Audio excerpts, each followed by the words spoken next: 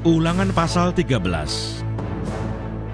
Apabila di tengah-tengahmu muncul seorang nabi atau seorang pemimpi, dan ia memberitahukan kepadamu suatu tanda atau mujizat, dan apabila tanda atau mujizat yang dikatakannya kepadamu itu terjadi, dan ia membujuk, mari kita mengikuti Allah lain yang tidak kau kenal, dan mari kita berbakti kepadanya. Maka janganlah engkau mendengarkan perkataan nabi atau pemimpi itu, sebab Tuhan Allahmu mencoba kamu untuk mengetahui apakah kamu sungguh-sungguh mengasihi Tuhan Allahmu dengan segenap hatimu dan dengan segenap jiwamu. Tuhan Allahmu harus kamu ikuti, kamu harus takut akan Dia, kamu harus berpegang pada perintahnya, suaranya harus kamu dengarkan, kepadanya harus kamu berbakti dan berpaut. Nabi atau pemimpi itu haruslah dihukum mati, karena ia telah mengajak murtad terhadap Tuhan Allahmu, yang telah membawa kamu keluar dari tanah Mesir, dan yang menebus engkau dari rumah perbudakan, dengan maksud untuk menyesatkan engkau dari jalan yang diperintahkan Tuhan Allahmu kepadamu untuk dijalani. Demikianlah harus kau hapuskan yang jahat itu dari tengah-tengahmu.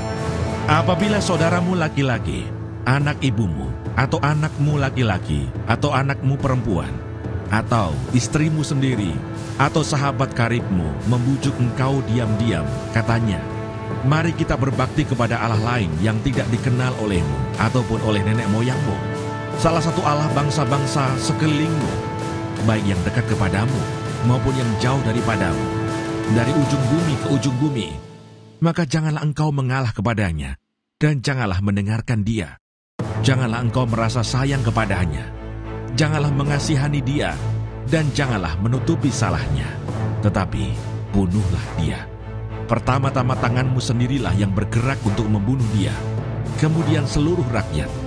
Engkau harus melempari dia dengan batu, sehingga mati, karena ia telah berikhtiar menyesatkan engkau daripada Tuhan Allahmu, yang telah membawa engkau keluar dari tanah Mesir, dari rumah perbudakan. Maka seluruh orang Israel akan mendengar dan menjadi takut, sehingga mereka tidak akan melakukan lagi perbuatan jahat seperti itu di tengah-tengahmu. Apabila di salah satu kota yang diberikan Tuhan Allahmu kepadamu untuk diam di sana, kau dengar orang berkata, ada orang-orang durusila tampil dari tengah-tengahmu, yang telah menyesatkan penduduk kota mereka dengan berkata, mari kita berbakti kepada Allah lain yang tidak kamu kenal. Maka haruslah engkau memeriksa, menyelidiki, dan menanyakan baik-baik.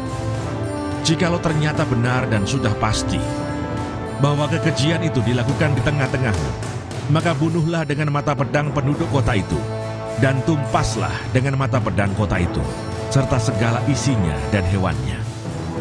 Seluruh jarahan harus kau kumpulkan di tengah-tengah lapangan, dan harus kau bakar habis kota dengan seluruh jarahan itu, sebagai korban bakaran yang lengkap bagi Tuhan Allahmu. Semuanya itu akan tetap menjadi timbunan puing untuk selamanya, dan tidak akan dibangun kembali.